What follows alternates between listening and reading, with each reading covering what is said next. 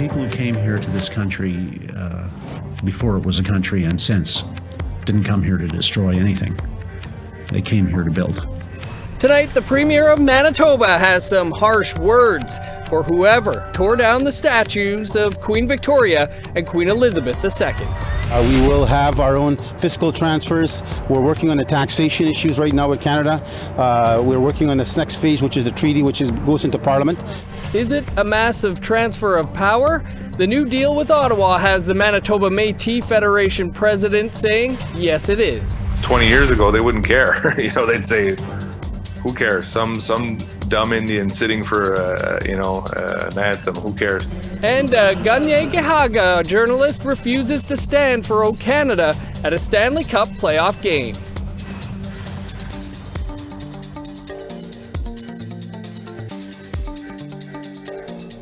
Good evening, I'm Dennis Ward. Welcome to APTN National News. The second day of the APTN National Assembly has brought us to the election of a new national chief. The second round of voting is underway right now, and that result will be announced at 7:15 Eastern Standard Time. Our Kent Driscoll has been following the first ballot for us. Kent, what kind of race is this shaping up to be? Thanks. The type of race this is shaping up to be is a close one, and it could take some time to play out. Now, any candidate that gets fewer than 15 votes is automatically dropped from the next ballot, as well as the lowest vote getter in the round. To be the national chief, you need 60% of the total votes. In the first round, Chief Lee Crowchild received 7 votes and was automatically eliminated.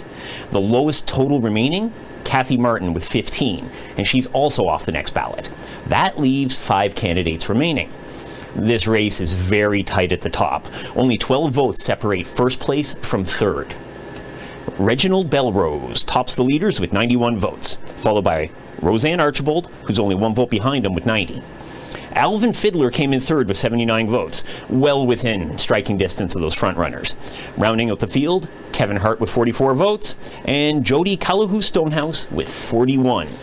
Now, the race is still very much anyone's to take. In addition to the votes freed up by the elimination of Crowchild and Martin, only 367 of the 406 registered voters cast ballots in the first round. That's another 39 ballots that could help with someone's climb to 60%. Like you said, second ballot results will be announced at 7:15 Eastern this evening, and if more ballots are needed, the candidates have unanimously agreed to have a third ballot this evening if required. Which means we may know the result of tonight's Stanley Cup Finals game before we know who the new national chief is. Back to you in Winnipeg. Thanks, Kent, and we'll be with you here for the results tonight as well. More on that later. Meanwhile, 2 fires that were recently set in Alberta churches have been condemned by the Alberta Premier and the Mayor of Calgary. Now the Alberta AFN Regional Chief says she understands why churches might be targets, but that the arson must stop. APTN's Chris Stewart has more. Last week, a fire destroyed a 100-year-old church in Warrenville, just northwest of Edmonton. The St. Baptiste Catholic Church was built in 1907. Investigators say arson is suspected. Alberta Premier Jason Kenney visited the site and had strong words for whoever burned the church to the ground. Hate-inspired violence, burning down faith communities, targeting them with these acts of violence and intimidation is not reconciliation. It's not the way forward. On Sunday evening, the House of Prayer in Calgary was set on fire, according to Calgary police. The church has no connection to the Catholic Church. The church was damaged, but not destroyed. Calgary Mayor Naheed Nenshi says these burnings are hurting reconciliation. When you deface or vandalize churches or monuments, you actually are hardening people's hearts at a moment where we need to soften people's hearts, at a moment where people now finally have reconciliation in their heart. I don't want to lose this moment. Alberta AFN Regional Chief Marlene Poitras says there is no proof these fires are connected to the discoveries of unmarked graves at residential schools, but she understands why there is anger. If it is retaliation against the church, and the Pope needs to pay attention to that and make a statement, if it is our people that is doing it, like they're tired of the injustices that they've had to experience, and nobody has done anything about it for the past 100 years, and we need action. Action including an apology and compensation to the families of victims. Portra is urging whoever is setting these fires to stop. A lot of our people go to those churches, and especially now at this time, prayer is very important in our healing. And it's unfortunate that this is occurring, and I really hope that whoever is doing it would give it a second thought and really think about the full impacts of burning those churches. Chris Stewart, APTN National News, Edmonton. 2 statues brought down by protests in Manitoba on Canada Day will go back up. Premier Brian Pallister made the announcement today, drawing fire from the Indigenous community. Michelle Karlinzig has more. Protests took down 2 Queen statues at the Manitoba Legislative on Canada Day, and Queen Victoria lost her head. In the aftermath, 9 Conservative MPs wrote this letter to Premier Brian Pallister, calling on him to restore the statues and expressing shock and dismay at what they call vandalism. This morning, Pallister answered those calls. Tearing down is a lot simpler than building up. But building up is what we have to dedicate ourselves to. He addressed the Canada Day protests by evoking Canada's settler history. The people who came here to this country before it was a country and since didn't come here to destroy anything. They came here to build. Vivian Ketchum, a residential school survivor, says Pallister is missing the point. He has more emotions for a piece of rock than what our emotions and grievances that we're feeling at this time. Ketchum says Pallister has mostly been absent from Indigenous ceremonies and marches. Any of the events that we hold at the Legislative Building grounds, we never see him coming down to talk to us. So his words of reconciliation that he's talking about lately, I'm sorry to say, you're going to bleep me out, is bullshit. Pallister promised to engage with the Indigenous community about wording on the rebuilt statues, but that consultation will not include anyone who brought the statues down. Michelle Karlinzig, APTN National News, Winnipeg. Cowessess First Nation Chief Cadmus DeLorme was joined by the Prime Minister and the Premier of Saskatchewan to make the Kanien'kehá Act official. APTN's Priscilla Wolf has those details. Together with Cowessess First Nation and Saskatchewan, the Government of Canada is signing the first ever coordination agreement under the Act. The Prime Minister came to Saskatchewan to officially transfer jurisdiction over child welfare to Cowessess First Nation. As part of the Kanien'kehá Act, Chief Cadmus DeLorme says this agreement has been in the works for years. It's a way to keep children connected to their communities. Today is a historical day because we never gave up our sovereignty to our children. And today, with the Prime Minister of Canada and the Premier of Saskatchewan, we are going to sign a coordination agreement. And what that means is Prime Minister Trudeau stands beside Cowessess and invests in us. The Prime Minister says since the passing of Bill C-92 in June 2019, they have been working with Cowessess. Never again should kids be taken from their homes, families, and communities. The act we passed in June 2019 makes sure of that. To support this agreement, we're investing $38.7 million for the implementation of the Cowessess First Nations Child and Family Services. Over the next 2 years, the funding will help implement the Kanien'kehá Act, which will give control of child welfare to the nation and found the Chief Red Bear Lodge. That organization will advocate, develop, and deliver services. Chief DeLorme adds it's his goal to have no more children in care. Every day we will roll up our sleeves to make sure that every child, when we call them home, that they know where home is, and that is Cowes' First Nation, and that they will dance, they will get their education, and they will walk with their chin up and be a proud Cowes' citizen. The Prime Minister says the Government of Canada is working with other First Nations across the country to sign similar agreements. Priscilla Wolfe, APTN National News, Saskatoon. And you may recall Melissa Ridgen and In Focus visited Cowes in April when the Mia Pimatisawin Act was announced. You can watch that full episode from April 7th by visiting aptnnews.ca/infocus.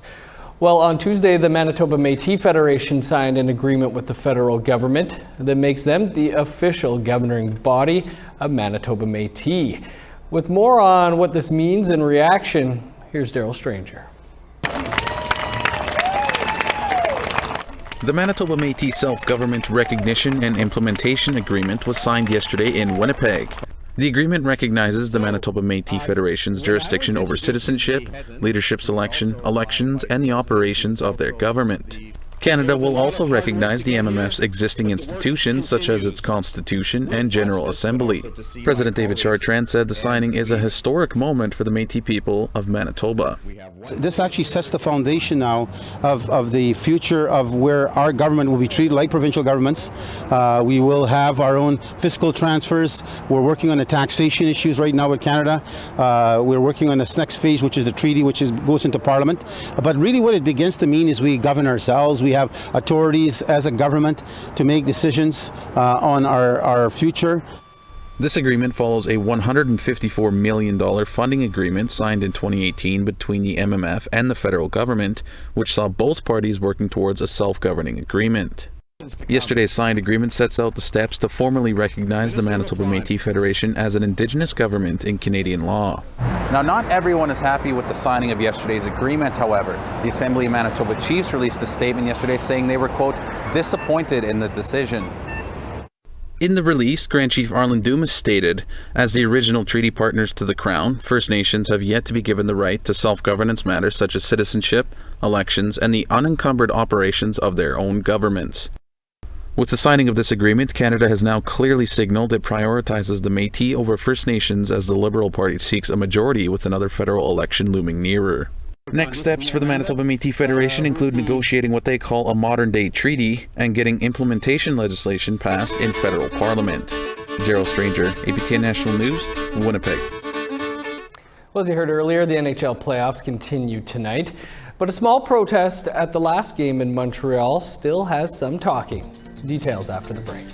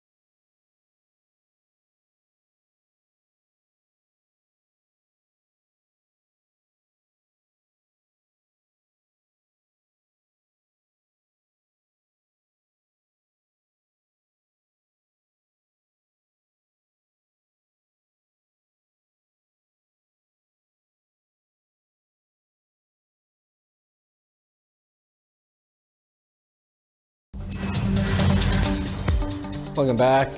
A 12-year-old Mi'kmaq youth ended his 6-day walk, traveling almost 200 kilometers. His goal was to educate about residential schools and survivors. And as Angel Moore reports, it also turned into a journey of healing. Landon Toney breaks through the finish line in his community of Annapolis Valley First Nation, ending his journey of awareness. Yes, very worth it. The walk, everything. Just the reaction of the people when I got here, it was awesome. A hero's welcome for a 12-year-old who ended his 6-day walk. Chief Gerald Toney hosted the event. Hey, our future leader here. Leaders and community members greeted Landon. Lorraine Whitman says the youth will help us heal. Our youth are so important. We need to listen to them. And this little warrior is exactly showing what we need to do as a whole country. Landon's walk started in his hometown, Bible Hill, Nova Scotia, almost 200 kilometers over 6 days. Landon's mom, Marcia McLennan, walked with him during that time and says people are starting to heal.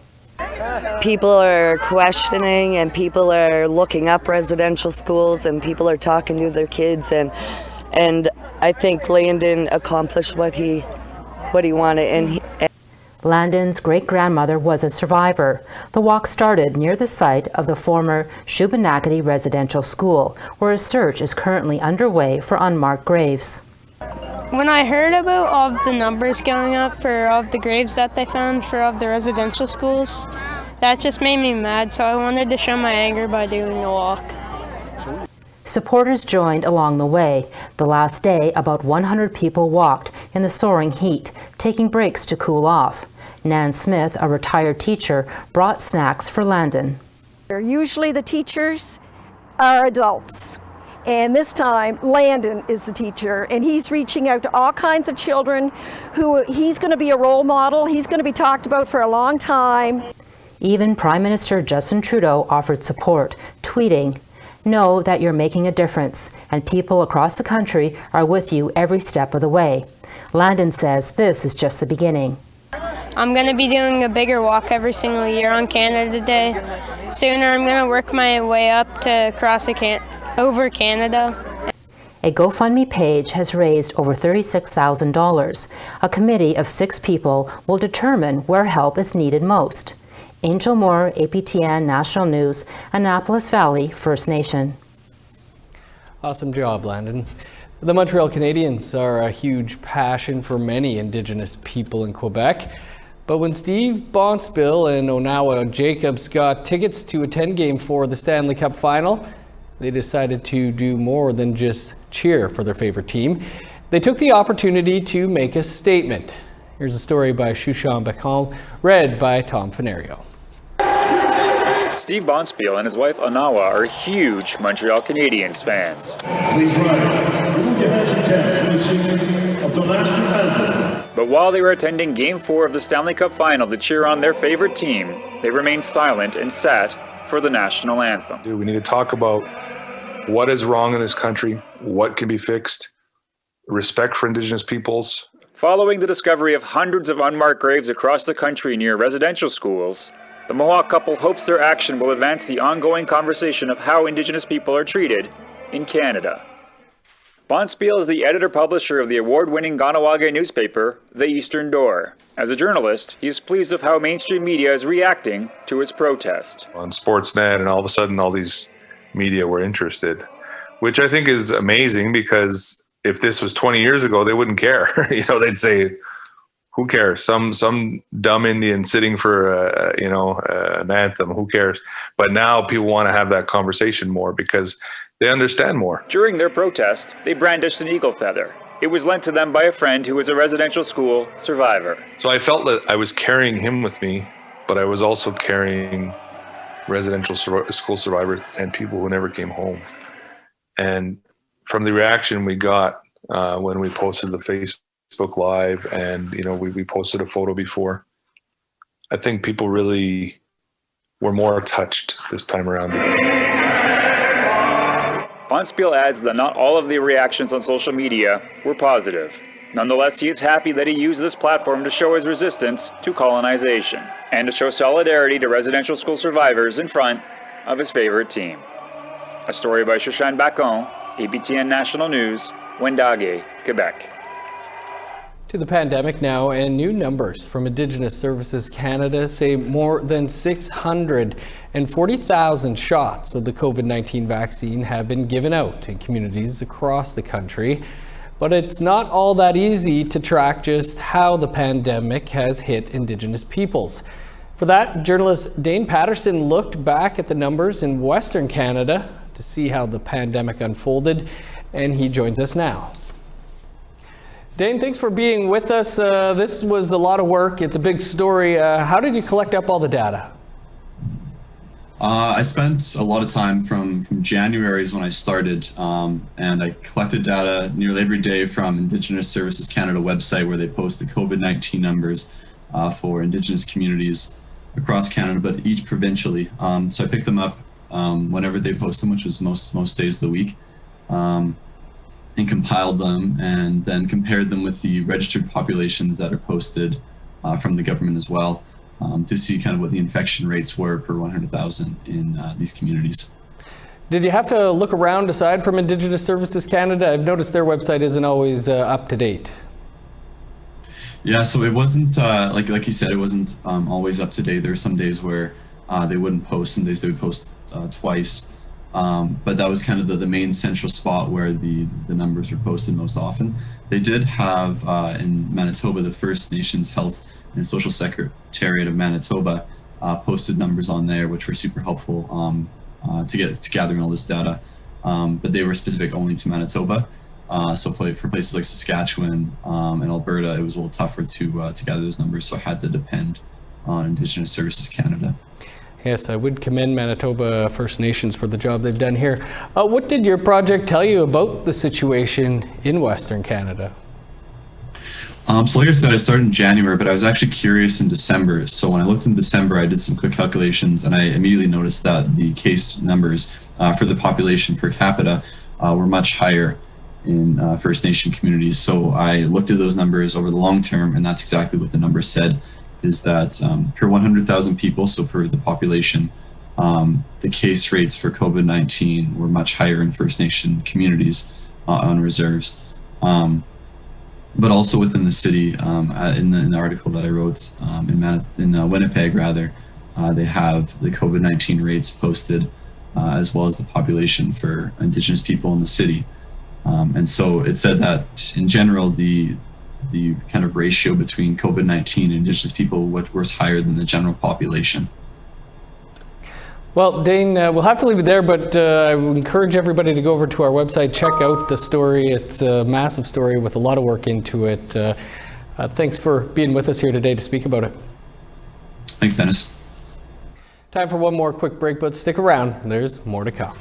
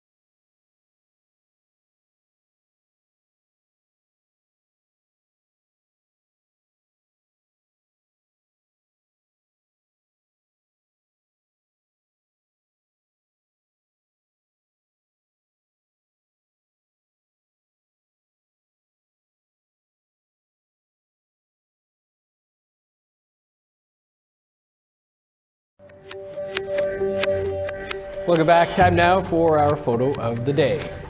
Following yesterday's triple lightning photo, Tammy Weasel Moccasin sent us this triple TP photo with a flash of lightning from Kanien'kehá First Nation in Alberta. Great shot. Send your photos to share at aptn.ca for the chance to be our next photo of the day. Now let's take a look at tomorrow's weather forecast. Starting on the East Coast, 16 for St. John's, 21 in Charlottetown, 17 with showers in Kuujjuaq, 15 and sunny for Nain, 19 with rain in Montreal, sun's out, and 19 in Chibougamau, 19 with showers for Sault Ste. Marie, rain, and 17 for North Bay, 22 in Thunder Bay, sunny skies, and 25 for Sioux Lookout, 16 in Churchill, 24 for God's Lake, 27 under sunny skies in Winnipeg and Gimli, 26 and rain in Dauphin, showers and 24 for Regina, 26 and rain for Saskatoon and North Battleford, 29 in Uranium City, 31 for Stony Rapids. In northern Alberta, 32 for Peace River and Grand Prairie, 33 in Fort McMurray, 30 with showers in Edmonton, 25 and rain for Lethbridge, 23 in Vancouver, 21 for Victoria, 30 in Prince George, 28 for Smithers. Sunny and 20 in Old Crow, 18 for Whitehorse. Showers and 28 for Yellowknife, 26 with rain in Wrigley. Rain and 13 for Sax Harbor, showers, 14 in Paulatuck. 19 in Chesterfield, 13 for Cambridge Bay.